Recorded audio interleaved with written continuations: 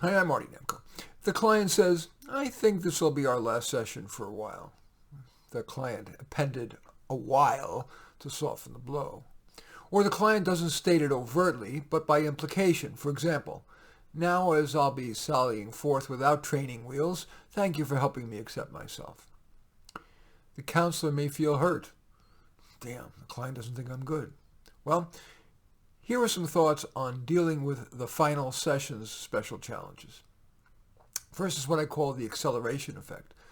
Knowing that the end is nigh, there is a natural and beneficial tendency to cram in as much benefit as possible in that last session. It's a corollary of Parkinson's law that work expands to fill the time allotted, or the converse, contracts to fill the limited time allotted. Whether counselor or client, though, indulge that tendency. Try to cram in as much as you can while you can. A second potential takeaway regarding the last session is to review the major takeaways of the counseling.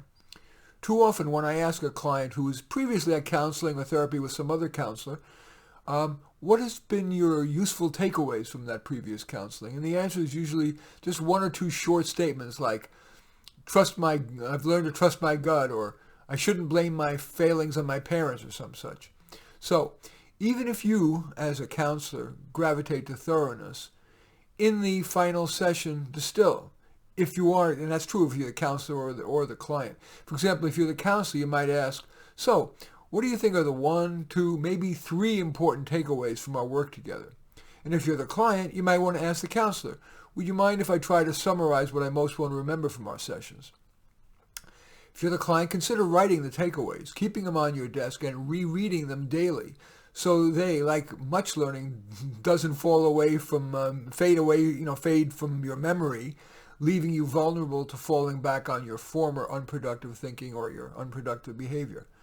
Another useful takeaway for the last session is what I call email me.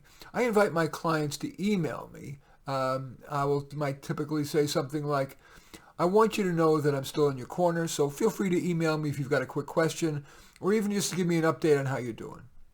And finally, lessons learned. After the final session is over, the client and counselor do well to, unfettered by the other person's presence, they're no longer there, to think, what should I learn from this experience about myself and about how I should interact? Well, in any event, I hope that at least one of these ideas will help you maximize the potential and avoid the pitfalls of the final session. I previously talked about issues of the first session. I think one, if you Google it, I think it's how I begin and end a session, and the other is just Google middle sessions and the word Nemko and you'll find them. Do add word Nemko to even how I begin and end the session.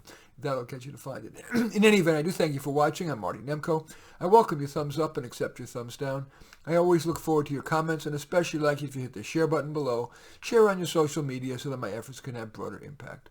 And I am flattered if you choose to subscribe to my channel. In any event, I do thank you for watching. I am Marty Nemko.